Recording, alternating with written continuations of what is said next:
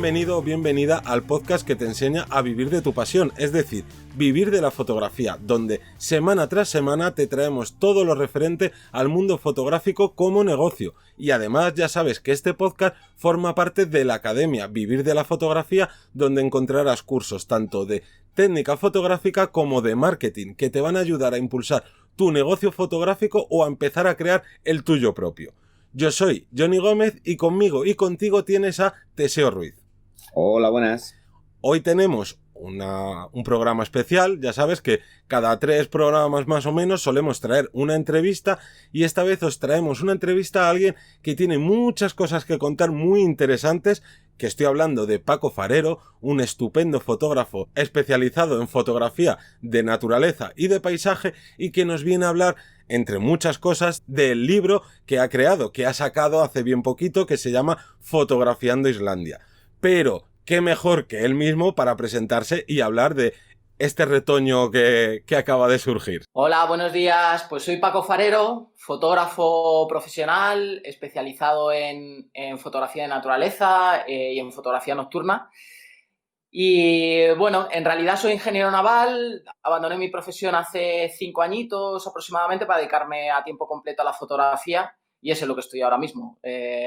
Soy una apasionada de la fotografía y bueno, pues es algo que yo creo que me ha cambiado totalmente la vida.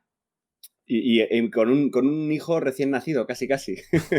¿No? Bueno, sí, efectivamente. Tengo un nuevo libro, mi primer libro. Y sí, es como un hijito, porque al final todo el proceso que lleva desde que te surge la idea hasta que lo ves materializado, pues la verdad es que es un proceso largo, es un proceso bonito y es como un pequeño hijo, efectivamente.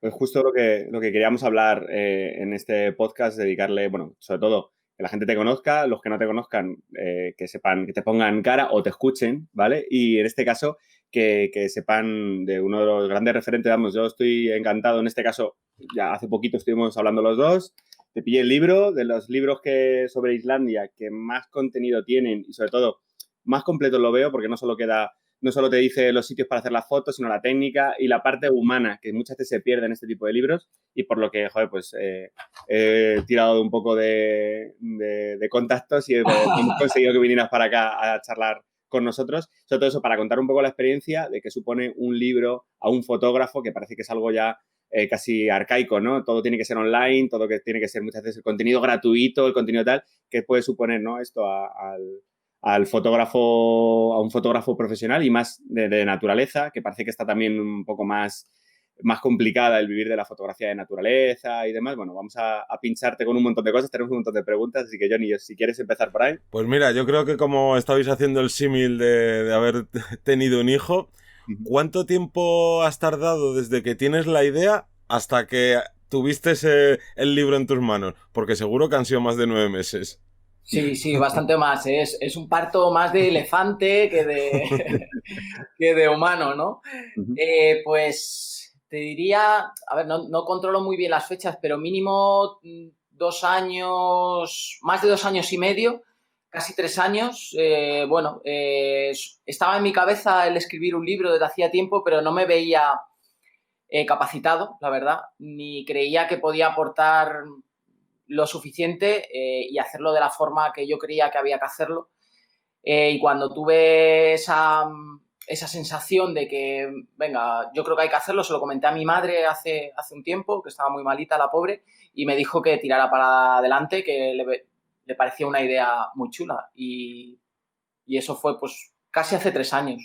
O sea, yo lo veo casi ese momento en el que te lo planteas o ya la gente incluso te lo va reconociendo, te va diciendo, oye, pues puedes dar el paso tal, tienes el momento este del falso artista, ¿no? Esa presión de, no, pues si yo no valgo, si yo no sé hacerlo, si yo no tal. Y luego, yo supongo que cuando pasas el tiempo ves el resultado y después del esfuerzo dices, joder, pues sí valía, sí, siempre, como digo, siempre habrá cosas a mejorar, sobre todo si eres muy, muy técnico o si eres muy exigente, pero hay a veces que solo falta lanzarse, ¿no? Que luego requiere todo el trabajo y todo y tal, pero cuando ya te lo va recomendando tu entorno, la gente que más cercana es a ti y tal, yo creo que es el apoyo, ¿no? Que puedes tener para lanzarte, porque a lo mejor no te ves con ganas. Sí, hombre, depende también de tu carácter, de cómo seas, ¿no? Hay gente que dice, Buah, yo puedo aportar muchísimo y tiene mucha seguridad y tira para adelante. Yo, cuando hago las cosas, soy muy cuadriculado. Como he comentado, soy ingeniero y tengo que tenerlo todo muy planificado, muy asentado para lanzarme, ¿no? Me cuesta mucho arriesgarme, aunque soy una persona que le gusta el riesgo, pero me cuesta bastante, ¿no? Entonces, sí, necesitas un empujón, necesitas valorarlo bien, darle una vuelta y en mi caso, cuando tuve el proyecto un poco más asentado, sabía lo que quería hacer. Tuve ayuda, evidentemente, de gente que controla el mundo editorial y me lancé, me puse a escribirlo y tranquilamente. La verdad es que lo he ido haciendo poco a poco para darle un poco mi impronta, ¿no? De cómo soy yo. Es lo que quería hacer, como has comentado antes. A mí me interesa no hacer, en este momento, no hacer un libro que sea todo técnica, sino quería aportar mi experiencia, que creo que es algo que en mi caso me gusta mucho. Yo a mis hijos cada noche les cuento un cuento y ellos el mayor tiene 12 años y me los pide día tras día, ¿no? Yo creo que a las personas nos encanta que nos cuenten historias. Sí. Y sobre la experiencia que decías, claro, has estado, te va a poner una placa allí en el aeropuerto de Reykjavik, a la entrada va a poner una placa porque sé que has estado muchísimas veces con la otra, bueno, una de las ramas principales que tienes, que son los viajes fotográficos guiados. ¿Y cuántas veces has estado? Cuéntanos un poco sobre ello. Pues empecé a viajar en 2014 a Islandia y este año iba a hacer el viaje 16 allí, ¿no? Bueno, he tenido que suspenderlo uno de ellos. En agosto sí que estaré, pero ya no es un viaje organizado, sino que voy con unos amigos a hacer fotografías, pero sí he estado muchas veces y también tenía claro que el tema que debería tratar en este primer libro que hiciera debía ser algo que me apasione. Y qué mejor que Islandia, ¿no? Hombre, si has ido ya 16 veces, que no deja de ser una isla, una pequeña isla que se puede recorrer en pocos días, ¿no?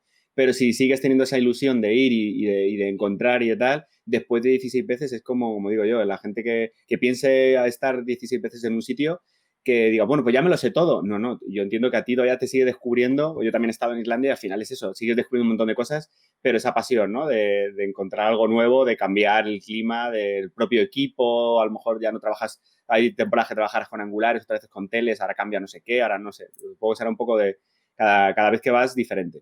Sí, además es que es un país que cambia completamente según la temporada que vayas. Incluso dentro de la misma temporada las condiciones climáticas son tan cambiantes que te cambia la morfología del paisaje, ¿no? Y lo que dices también, pues siempre descubres cosas nuevas, ¿no? Yo creo que cuando pensamos en un sitio que nos guste mucho para vivir, para fotografiar, yo creo que no nos cansamos de ese sitio, ¿no? Aunque seamos muy culo inquieto, como en mi caso, que viajo muchísimo, siempre tienes esos sitios fetiche que dices, yo ahí me siento bien, ¿no? Me siento como en casa. Qué bueno, qué bueno, qué bueno. Y yo otra pregunta que te quería hacer relacionada con todo esto es que cuando se empezó a formar en tu cabeza esto de, oye, pues lo mismo me gustaría sacar un libro y bueno, y luego te atacó este síndrome del impostor, cuando empezaste realmente a idear cómo querías que fuera el libro, ¿ha sido tal cual lo empezaste a pensar a lo que ha terminado saliendo? ¿O por el proceso empezaste a decir, ahí va, pues ahora se me ocurre más orientarlo hacia este lado o ha ido cambiando, mutando a lo largo de la creación del libro? La idea principal del libro no ha cambiado. O sea, yo quería unar lo que es una parte de guía de viaje con mis experiencias, contando mis historias, mis recomendaciones, con una parte técnica, fotográfica, pero sobre todo con una visión no de esto lo he hecho con esta técnica en concreto y tal, que también hay algo, sino los porqués de las fotografías, ¿no? ¿Por qué he elegido este encuadre? ¿Por qué he ido en este momento de luz? ¿Por qué me transmite esa imagen? O sea, quería enfocarlo por ahí. Entonces, aunar esas tres cosas lo he tenido claro desde el principio. Ahora bien, una vez empiezas a escribir, una vez tienes recomendaciones de gente de tu alrededor sobre cómo lo ven, qué les falta, qué les sobra y demás, pues vas cambiando ciertas cosas. Y luego también viene el filtro de la editorial, ¿no? La editorial tiene mucho más claro lo que es más comercial, lo que es un hilo conductor de todo el libro, y ellos pues te hacen sus recomendaciones sobre qué cosas pueden mejorar. Por ejemplo, hay una parte al principio del libro que es qué no te debes perder de Islandia, ¿no? Y con fotos más o menos espectaculares, ¿no? Y con pequeños consejitos, ¿no? Eso es como una forma de introducirte y decir, ostras, esas primeras páginas que lees, pues esta persona pues tiene fotos que molan y además conoce el lugar, ¿no? Como una introducción. Pues eso yo no lo tenía pensado, evidentemente, no conozco el mundo editorial. Claro, al trabajar con un, pues eso, ¿no? Con una editorial, toda la parte de, digamos, como de marketing a la hora del libro, ellos ya saben de sobra qué es lo que hacemos cuando vemos un libro, hacia dónde giramos, qué páginas abrimos, y claro, esa es una parte, pues, ¿no? Que te podías olvidar porque ya estaban ellos aportándote todo el valor de esto, hazlo así, que va a venir bien, ¿no? Sí, sí. Sí, efectivamente. Ellos conocen todo el proceso, conocen al lector, además a sus lectores en concreto, aunque, bueno, pues el libro no solo lo compra la gente, en este caso de la colección Fotoruta, sino de la gente que me sigue, ¿no? Y que le gusta mi trabajo. Pero sí, ellos tienen perfectamente claro cómo enfocar el libro. ¿Y cómo te planteaste el trabajo durante todo este proceso? ¿Ibas trabajando como a impulsos o fuiste ahí como metódico y decir, mira, todas las semanas voy a sacar tanto tiempo y ahí a darle caña a escribir, a preparar las fotos, a ver qué fotos meto? Es una buena pregunta. Si te soy sincero, no he sido muy metodológico, ¿no? Yo creo que la gente que escribe, por lo que he oído, por podcasts que he escuchado de escritores, van por rachas, ¿no? Tienen momentos en los que pues no se sienten inspirados, no se sienten capacitados, no encuentran ese momento para ponerse a escribir, ¿no? Porque al final te estás desnudando un poco ante la gente y sobre todo si cuentas cosas personales. En mi caso hay bastantes. Entonces, ese apartado a veces, como dice, joder, y llego hasta aquí, cuento esto, cuento lo otro. Entonces, no he sido muy metodológico. Cuando me ha apetecido escribir y me he visto con ganas, capacitado, me he puesto a escribir, a lo mejor he estado 3 días escribiendo y después he estado una semana sin hacerlo. Aparte, tú tienes tu día a día, ¿no? Tienes tu día a día de trabajo que tienes que sacar adelante y entonces tienes que ir sacando también un poco huecos. Y sobre la editorial, ahora que hablabas sobre un poco la marca que ha ido poniéndote, ¿no? Para el tema del libro, si hubiera un fotógrafo o una fotógrafa que ahora mismo nos está escuchando, viendo y dijera, bueno, pues a mí me gustaría hacer un libro realmente pues comercial para poder mostrarlo, tal, ¿qué consideras que es mejor? ¿Que primero hablen con la editorial o con la marca o con el que sea para plantearles un proyecto sin haberlo escrito? ¿O es mejor, una vez que yo más o menos tenga todo el grueso organizado y todo bien elaborado, voy a la editorial y se lo presento? ¿Cómo hiciste tú? No tengo mucha experiencia en esto. Yo puedo contar la mía, lo que me ha pasado a mí. Yo le eché morro y a mí no contactaron conmigo. Yo les presenté directamente el libro y les gustó y tiramos para adelante, ¿no? Supongo que alguien que haya escrito libros y tenga contactos con editoriales tendrá un proceso diferente. Mi recomendación es que en tu primer libro, o al menos basado en mi experiencia, lo hagas como te salga, de tu corazón, escribas y si luego es publicable por una editorial y hay alguna editorial que le interesa, bien, y si no, te lo autoeditas tú, ¿no? Sí. Pero que salga de ti. Si estás un poco al principio condicionado con lo que la editorial le parece más interesante o el punto de vista más comercial y demás, yo creo que es un error, porque esto es como hacer fotografías que no te gustan a ti. Si tú haces una foto que no te gusta a ti, es muy difícil que el que está detrás y vaya a ver esa foto le guste. Entonces, yo creo que primero te tiene que gustar a ti, lo tienes que enfocar como a ti te apetezca, sobre todo para ese primer libro. Y luego, Dios dirá, ¿no? Claro, es que yo creo que hay gente que se lo plantea incluso de forma económica. Se piensan que con el libro van a vivir ya de ello. Yo creo que es una imagen muy errónea, ¿no? Del hecho, como dices tú, al final es un proyecto, una idea que te llena muchísimo, que lo pueda ver el resto de gente, te llena a ti el proceso de crearlo, pero a nivel económico ni mucho menos te da para ya vivir de ello, para vivir de las rentas, ¿no? Para nada, no. O sea, un libro yo creo que tiene que ser un proyecto emocional, ¿no? Un proyecto tuyo personal, al menos ese primer libro. Hay gente que, bueno, que tiene otro enfoque y lo ve más comercial para un rendimiento económico más alto, pero tener en cuenta que si yo estaba escribiendo, no sé, 5 o 6 meses este libro, aparte todas las imágenes, todos los viajes que hay detrás, si le tengo que poner un precio a eso, vamos, os puedo asegurar que no es ni la 10ª parte de lo que puedo sacar ahora con este libro, ¿no? Sí. Sobre todo cuando lo haces con una editorial, que el porcentaje de ganancias es muy inferior al si lo haces, si te lo autoeditas tú. Evidentemente, con una editorial, pues tienes acceso a otros lugares, te olvidas de muchísimos problemas, de maquetar, de ilustrar, te dan una visión mucho más real de lo que vas a hacer, te ayuda mucho, pero a nivel económico no es tan rentable. Y eso que estamos hablando, que tu libro ha sido número 1 en ventas en Amazon y que los que tienes tú físicamente han desaparecido. O sea, yo soy de los afortunados que se ha llevado de los últimos. O sea, quiere decirse que ha funcionado muy bien. Que otra de las cosas que quería destacar es que a día de hoy sigue funcionando muy bien. También depende, está claro, del contenido, del material, del tiempo trabajado. Pero sigue habiendo un hueco para esos libros de fotografía y en este caso de fotografía de paisaje que parece que también está ya todo muy, muy hecho, ¿no? Ya está todo inventado. No, yo creo que sigue habiendo un mercado o una posibilidad. Claro, ¿no? Y además una de las claves yo creo que es lo que decías tú de hacer algo personal. Porque libros, digamos, fríos de técnica, de esto se hace así y ya está, pues a lo mejor sí que dices, bueno, pues es que hay muchos libros quizás de este tipo de fotografía y a lo mejor el mío no puede ni siquiera aportar algo nuevo, ¿sabes? Pero cuando tú ya metes tu manera de cómo explicar las cosas y metes cosas, pues como en tu caso, ¿no? De los viajes, de cosas más personales, siempre va a haber un hueco, obviamente.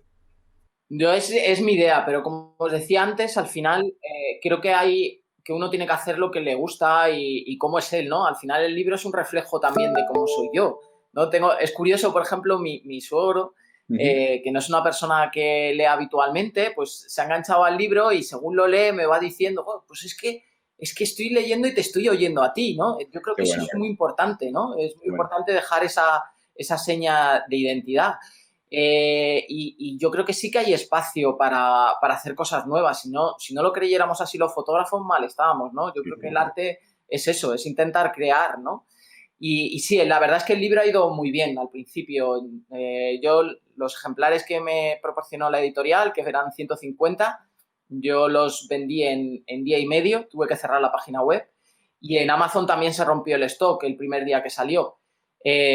Claro, también es al principio pues la gente lo compra más. Ahora toca el tema, pues bueno, ir fomentando un poco eso, el enganche después de la curva más alta, ¿no? Ir provocando pues que la gente le siga interesando y que pueda seguir vendiéndose, ¿no? Sí, y supongo también que no estar pensando que siempre va a ser todo hacia arriba, como todo entender, como dices tú, esa curva, ¿no? Que tienes ese pico que luego, pues a base de pues a lo mejor en charlas en asociaciones, en moverte en un lado o en otro, en tu caso el estar pues, participando o trabajando en otros medios, tal, pues te permite seguir, que la gente te siga viendo y que siga promocionando ese contenido.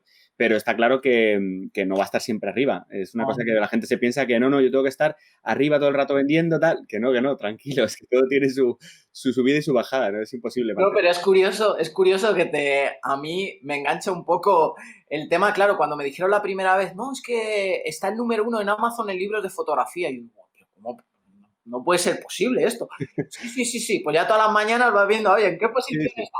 Ya he dejado de verlo, ya a las 2 semanas, ya ahora está en el puesto 50 y pico, ya, venga, lo dejo. Claro, yo lo veo muy parecido como pues el que se abre un canal de YouTube o tiene, no sé, al final tienes un feedback positivo y eres curioso y habrá vendido 3 veces más, habrá hecho no sé qué, habrá hecho, a ver si me han respondido tal, y estás ahí con el gusanillo, pero también hay que saber quitarse de ello porque si no luego te castiga, no estás ahí pendiente de no, es que hoy no ha sido muy bueno o muy malo, Sí, hay que tener los pies en la tierra. A mí me ha costado, he tenido 2 o 3 días que dormía fatal, digo, pero ¿cómo es esto, no? Que la gente quiera leer algo que he escrito yo y le guste tanto y después también saber, joder, has escrito algo, la gente se ha gastado 28, 29 euros y le va a merecer la pena a esa persona en concreto, va a disfrutar de su lectura, le va a ser útil, ¿no? Porque para eso soy como muy perfeccionista, entonces también tienes eso en la cabeza de a ver si les gusta, ¿Y qué tal fueron las las últimas noches antes de que saliera el libro, ¿no? Porque yo me imagino ese momento de, bueno, ya está todo el trabajo hecho, el día, yo qué sé, 3 va a salir mi libro y es de, ¿se va a vender? ¿No se va a vender? ¿Estuviste tranquilo o también fue un...? Estaba tranquilo. Estaba tranquilo porque yo antes bueno, tengo varios grupos de WhatsApp de la gente de mis talleres o de amigos o de conocidos, y yo ya comenté que el día 3 salía a la venta el libro, ¿no? Y entonces ya me lo encargaron directamente a mí. Entonces, yo el día de antes sabía que ya tenían 80, 90 encargos de libros. Estaba súper seguro. Eso ya da tranquilidad. Claro. Eso te da una cierta tranquilidad de, bueno, la gente apoya el proyecto y cree que puede ser interesante. Y ese mismo día, pues, la verdad es que no estuve más nervioso el propio día que salió a la venta el libro, ¿no? Cuando vi que se rompió el stock y que Amazon ponía que hasta el 7 de julio no iba a tener más libros. Digo, ¿pero cómo es posible esto? Que después era mentira, ¿no? Que ellos tienen como un algoritmo que va actualizando y te dice, oye, no hay stock, te pongo una fecha determinada, y a los 2 o 3 días ya había stock. Pero fue más ese día en concreto, ¿no? De como que te viene la bola de nieve y dices, joder. Claro. Oye, y una pregunta, ¿qué marketing usaste o qué herramientas de marketing, cómo te planteaste el momento hasta que sale el libro? Y si llegaste a algún camino de decir, pues mira, voy a intentar, pues como estamos haciendo ahora, voy a hacer entrevistas, voy a preparar esto o lo otro, o no fuiste más, esperaste a que llegaran a ti, o cuéntanos un poco cómo planificaste también esa... Bueno, yo no soy nada especialista en marketing, o sea, estoy con vuestros podcasts escuchándolos a tope, porque yo la verdad es que intento aprender mucho de muchas cosas y al final... la vida para todo, yo entiendo. Sí, el que en mucha barca poco aprieta. Sí. En eso también estaba un poco asesorado por la editorial, ¿no? Ellos tenían un plan de marketing. El problema es que todo se vino abajo con el COVID. El lanzamiento iba a ser el 25 de marzo y había un plan de marketing muy establecido. La presentación incluso iba a ser en una agencia de viajes en Pangea, una agencia de viajes bastante grande en Madrid. Iba a ser presencial, evidentemente. Había una serie de acciones con otras agencias de viaje. Y todo esto se fue al traste, se tuvo que suspender y hasta en el momento que supimos una nueva fecha de lanzamiento, que llevamos un acuerdo, que pues eso, que fue el 3 de junio, pues no nos pudimos poner a trabajar en qué hacer y ya era todo online, no había nada presencial, entonces se modificó mucho. Pero, como os digo, sí que ha habido una ayuda por parte de la editorial, que ellos tienen, pues bueno, tienen una serie de contactos a través de otros libros que han sacado a la venta. He realizado bastantes webinars, siempre incluyendo contenido, ¿no? He intentado incluir contenido que fuera atractivo, que no fuera libro, sino que, bueno, que tuviera... Y sigo haciéndolo, ¿no? Sigo haciendo charlas. Aparte se ha contactado con blogueros, con youtubers para realizar una serie de acciones, de sorteos de libros, de charlas conmigo. O sea, ha habido bastante trabajo previo, pero va a haber ahora más trabajo posterior, ¿no? Porque ese primer pico, como decías antes, lo tienen todos los libros, ¿no? Si lo haces medianamente bien. Lo importante es que no baje muchísimo, esto es como la curva del COVID, sino que sea lo más larga posible, ¿no? Ir haciendo determinadas acciones a posteriori. Claro. Hombre, yo lo veo bastante, pues, bastante inteligente el alargarlo y, en este caso, aprovecharse ya no solo, que hemos dicho, de los contactos, de las acciones que pueden hacer la editorial, sino, en tu caso, el dotar de esa, nosotros no nos cansamos de decirlo, hay que dotar de esa información de valor a tu propia charla. Puedes estar hablando de tu libro, puede estar tal, pero la gente, tus fans, la gente fan, sí te va a ver, pero realmente a ti lo que te está interesando es crear un nuevo público y ese nuevo público tiene que engancharse a ti gracias a tu forma de expresar tus trucos, tu forma de contar las cosas, tus vivencias, y eso es lo que estás creando y no es un contenido gratis. Y dices, no, esto es contenido gratis y ya está. No. Tú estás invirtiendo ese contenido en luego recibirlo, ¿no? Sí, al final es una especie de inbound marketing, pero en el mundo tradicional, ¿no? Sí. No, esto lo podemos aplicar a nuestras páginas web y demás, que tú no puedes llegar y decir, hola, soy fotógrafo, contrátame, que te voy a contratar a ti, ¿sabes? Dame algo, cuéntame algo y entonces ya me lo pensaré, pero es normal. Sí, está claro. Yo, vamos, siempre lo he pensado así, siempre Las acciones de marketing que he realizado, las he realizado siempre pensando, pero no solo con la idea de estoy invirtiendo para que luego me compren, sino de aportar a la comunidad realmente. O sea, yo creo que todo lo que aportes tú luego te va a venir de vuelta. Si tú haces un favor a alguien porque te sale de dentro, esa persona lo va a apreciar y en el momento que a ti te haga falta, ya no hablo de tema económico, en el momento que a ti te haga falta va a estar ahí para ayudarte, ¿no? Entonces, o sea, yo no pienso en el marketing como algo meramente económico en el que sacar un beneficio económico, sino aportar a la comunidad, porque la comunidad también me está aportando a mí y eso tarde o temprano me llegará. Entonces, Sí, no, y además que se nota de cuando alguien hace las cosas, digamos, como de corazón y quien lo hace esperando ya algo a cambio. Claro, y que yo tampoco pretendo llegar a muchísima gente y que todo el mundo... No, yo con tener mi círculo de gente, llámalos seguidores, fans o como haya que llamarles, que al final acaban siendo mis amigos, muchos de ellos, pues yo para mí es suficiente, no pretendo... Y además que ahí volvemos a romper esa imagen de el fotógrafo, el lobo solitario, el fotógrafo es el independiente, el que le hace todas las cosas solo. Al contrario, nosotros igual, no nos cansamos de decir que hay que crear comunidad, hay que trabajar en equipo, que eso no significa que yo a todos los fotógrafos los tenga que querer o a todas las fotógrafas, porque habrá con gente que me lleve mejor, peor, claro. Hay un montón de posibilidades, pero sí que hay que establecer lazos porque se aprende mucho más, se avanza mucho más, pero no de forma desinteresada, o sea, no buscando el avanzar a toda costa, sino que inconscientemente vas a ir sumando, vas a ir añadiendo... pues lo que decíamos antes, si tú vas a una asociación a dar una charla porque resulta que ellos están súper interesados, estás con ellos, tal, estoy seguro que eso lo recibirás de alguna otra forma. Sí. Vamos, soy de vuestra opinión, 100%. Y cambiando un poquito de tema, queremos pincharte un poco sobre el tema de Islandia, el libro, que quiero preguntarte. El libro, como digo, está completísimo. Cualquier persona que quiera empezar a hacer el primer viaje, como alguien como yo, que ya ha estado varias veces, he encontrado sitios que no sabía que estaban, he encontrado información muy interesante. Destácanos un punto, un sitio que nadie se tiene que perder, si fuera dentro de un futuro que vayan a Islandia o que vayan para allá. Destácanos un sitio y ya sé que es muy complicado, pero bueno, un sitio que quede en su memoria para siempre. Bueno, os voy a destacar dos. Para mí hay dos que me vienen ahora a la cabeza y me emocionan, ¿no? Uno es muy conocido, que es Jökulsárlón, ¿no? Que es una laguna donde hay un glaciar, el agua del glaciar, o sea, el hielo del glaciar cae a la laguna, hay una serie de pequeños icebergs que flotan en esa laguna, un pequeño río y de ahí salen al mar esos trozos de hielo y el mar con las olas los escupe, entonces tienes una playa negra volcánica llena de hielos y aparte tienes una laguna con icebergs. Entonces yo en ese lugar siempre que voy intento tener 10 minutos para mí y me subo a una colina solo y no sé, me dejo llevar, ¿no? Es algo poco místico, ¿no? De un lugar de esos que te sientes súper cómodo, haga frío, viento, me da igual. A mí es un sitio que me fascina, ¿no?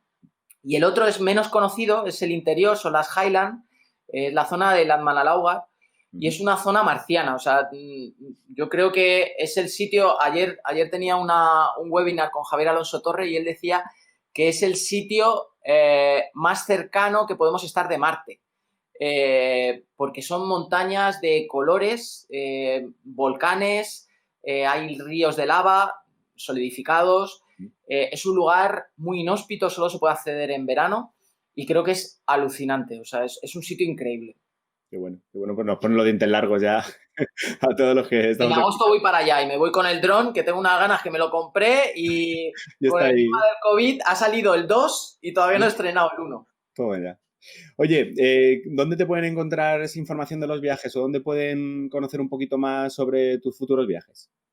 Pues mi página web es el mejor sitio, en pacofarero.com. Ahí todos los viajes y cursos que realizo los cuelgo ahí. Después hago algún viaje y algún curso también en nightcolors.es con Iván Sánchez Fuski. Con él hago también algunos cursos a lo largo del año. Y bueno, evidentemente en redes sociales, Instagram, Facebook, buscáis Paco-Farero, estoy ahí en todos los sitios. Sí. ¿Y tienes ya algunos viajes ya preparados o todavía cómo está así la situación estás un poco parado en eso?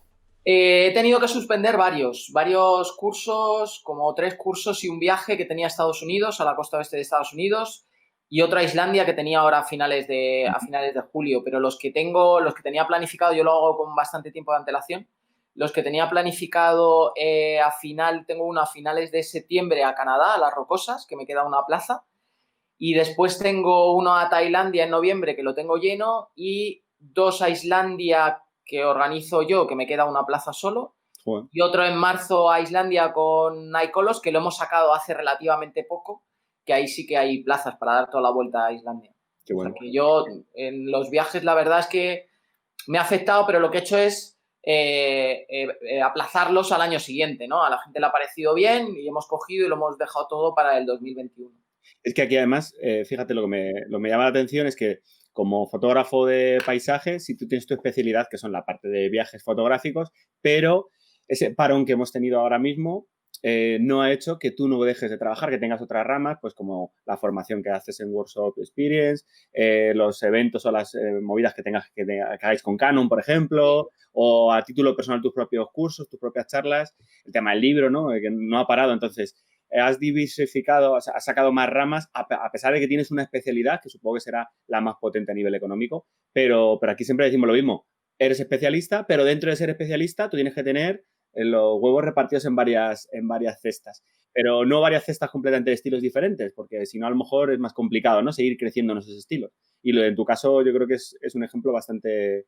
Y que te ha afectado mucho, ¿no? Además, el tema de viajes es que no se puede viajar. O sea, es de los que más, ¿no? El tema turismo, viajar, es de los sectores más afectados. Efectivamente, yo eso lo comprendí ya hace unos años, que tenía que diversificarme, tenía que realizar diferentes acciones. También, no solo por un tema económico, que está claro, ¿no? Porque algo puede fallar, sino también por un tema personal. Yo creo que es un tema de crecimiento personal, ¿no? El poder realizar diferentes acciones. Pues me gusta la formación, me encanta la formación, me apasiona. Bueno, pues voy a hacer formación yo individualmente, presencial, online, en una escuela de fotografía, como bueno, después tienes esa opción o esa suerte de que te contratan ahí, en la universidad, con Canon, o sea, dentro de la formación también puedes coger y tener diferentes ramas, ¿no? También puedes vender esas, como os he oído varias veces, pues esas imágenes que obtienes en los viajes, pues tenerlas para vender en stock, para venderlas también en papel, en lienzo. Hay que intentar, además siendo fotógrafo en España de paisaje, tener muchos lazos y muchas uniones, porque si no... Está complicado. Es difícil. Sí, opciones hay muchas y lo que hay que hacer es trabajar duro, que es lo que le falta, es lo que le falta a algunas personas. Efectivamente, yo es algo que intento siempre cuando empiezo las charlas, sobre todo en la universidad y en la escuela de fotografía, a chavales, le digo que no se dejen llevar por las opiniones que puedan tener de su alrededor, ¿no? De su entorno, que suelen decir, fotógrafo, es que eso, pero ¿cómo vas a hacer eso? Si eso es dificilísimo, si eso... Efectivamente, es difícil salir adelante, pero si tienes pasión y si le echas mucho trabajo, le echas muchas horas, sales adelante. Y si es algo que te gusta, pues para adelante. Sí, parece que no cuesta tanto, o sea, sigue costando igual, es un trabajazo, pero le echas horas y puedes echarte muchas horas sin darte cuenta. Al final estás ahí liado. Sí. Ya pasamos muchas horas trabajando como para que encima no nos guste. Si podemos elegir lo que hacer, hay gente que no puede hacerlo, que no tiene esa opción, pero si tienes esa opción, haz lo que te gusta. Sí. Y yo retomando un poco lo que estábamos hablando antes de Islandia, de todas las veces que has ido y de todos los viajes que has hecho, tanto a nivel trabajo como a nivel personal, ¿qué lugar te queda del mundo por visitar que digas, aquí tengo, en este en especial tengo una espinita que todavía no he ido y tengo que ir ya? Pues muchos. Así a bote pronto, de lugares que además tenía previsto, Namibia, me iba a ir con mi familia en plan camping y demás, con una tienda de campaña por Namibia, pues dentro de 10 días y como no es posible, pues hemos tenido que suspenderlo para el próximo año. Me parece un país increíble. La Patagonia chilena, me apetece muchísimo conocerlo también, porque me gusta mucho el trekking, me gusta mucho patear y y tengo muchas ganas de conocerlo. Más cercanos, pues, por ejemplo, la isla de Skye en Escocia, Groenlandia, es que hay tantos... Tienes una lista ahí, tienes una lista en casa de vas tachando y vas sumando. Yo creo que se van sumando más que tachando. Sí. Eso es algo que recomiendo a la gente. Yo creo que ahora, con todo esto vuelvo a repetir, del coronavirus, creo que la escala de nuestros valores se ha posicionado, yo creo que de la forma correcta. Yo creo que lo hablaba contigo, Teseo, el otro día, igual dábamos más importancia de lo que tenía ciertas cosas, y yo creo que ahora, con todo este tema, lo hemos posicionado otra vez en su lugar, ¿no? Y yo creo que esto es muy importante a la hora de condicionarte a hacer según qué cosas, ¿no? Yo creo que esto es interesante. Sí. Pues yo creo que poquito más. Sí. Cosita más. Si quieres comentar algo que no hayamos dicho ya en el podcast.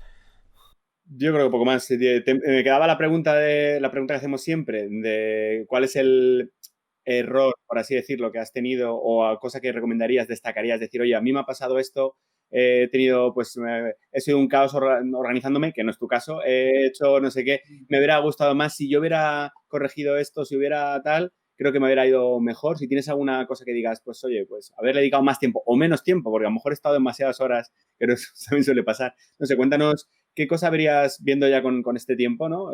Sobre tu carrera, qué cosa habrías modificado. Es difícil, ¿eh? Yo creo que es una pregunta difícil. No he querido ponerme, soy muy calculador, no he querido ponerme una columna de lo que he hecho bien, lo que he hecho mal, para no repetirlo. Hay muchas cosas que mejoraría, ¿no? Mira, si a bote pronto, las ventas que he realizado yo, debería haber tenido un mayor control, porque claro, cuando tú no estás acostumbrado a enviar 150 libros en 3 días, pues no sabes, yo los iba dedicando todos, ¿no? Yo tenía un Excel que me ponía, pues a esta persona me ha pagado, a esta persona le he dedicado el libro, a esta persona no sé qué. Entonces yo iba rellenando mi Excel y después por momentos me ha faltado información, ¿no? Porque... Era demasiado.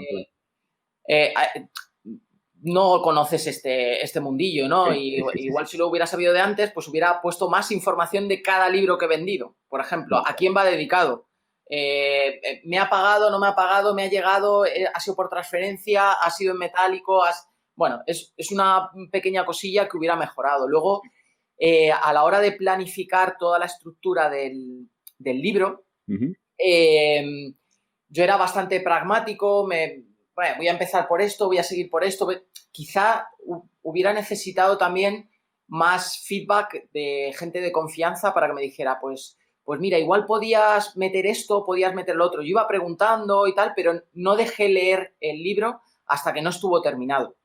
Entonces, si durante ese proceso eres capaz de dejarte aconsejar o dejarte ver, como decía antes, al final te estás desnudando un poco y hasta que no lo tienes totalmente terminado no quieres enseñarlo, a ver si a esa persona no le va a gustar o le va a parecer algo que no está bien estructurado. Entonces, yo creo que hay que irlo haciendo poco a poco, no dejarlo para el final y enseñarlo ahí todo a esa persona, ¿no?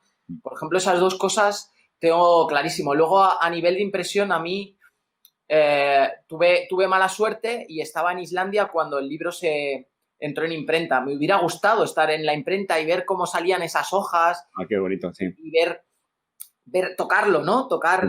Tener esos momentos, y no pude hacerlo, ¿no? Son cosas que tengo ahí en la cabeza. Es que es mucho más complicado de lo que parece, como digo. Es que tiene muchísimos matices y entiendo que es imposible estar al 100% en todos, como es lógico. Porque no te dedicas a ello. Pasa Efectivamente, es un proceso que desconoces esa primera vez totalmente y que hay muchas cosas que además tú tampoco puedes controlar, ¿no? Y por mucho que quiera yo hacerlo, por ejemplo, la tapa del libro quería hacerla como una agenda de mano, como una Moleskine, con su, ahí lo diré, con su cinta y tal, y al final lo hicimos en diseño, pero si lo hubiéramos hecho de la otra forma, pues en vez de valer 30 euros, pues igual hubiera valido 40 o 50. Entonces, no tienes el poder de todo, ni todo se hace exactamente como tú quieres, que tampoco implica que sea la mejor forma, ¿no?, de hacerlo. Claro. Pues muchas gracias por esta entrevista. Esperamos que hayas estado cómodo, a pesar de ser un poco distinta, ¿no?, quizás a lo habitual. Sí. Yo creo que se nota, que he estado a gusto, Muchas gracias. Y nada, te esperamos, vamos, te seguimos, estaremos pendientes de tus éxitos, de tus viajes, dándonos mucha envidia. Y nada, que muchísimas gracias por estar aquí. Muchas gracias a los dos. Y con esto nos despedimos. Recordar que todos los lunes a las 7 de la mañana tienes más podcast de Vivir de la Fotografía, que nos puedes encontrar en vivirdelafotografía.es o en cualquier sitio donde se ponen los podcasts, cualquier reproductor, cualquier podcatcher. Ahí nos puedes escuchar y nada más. Adiós. Hasta luego.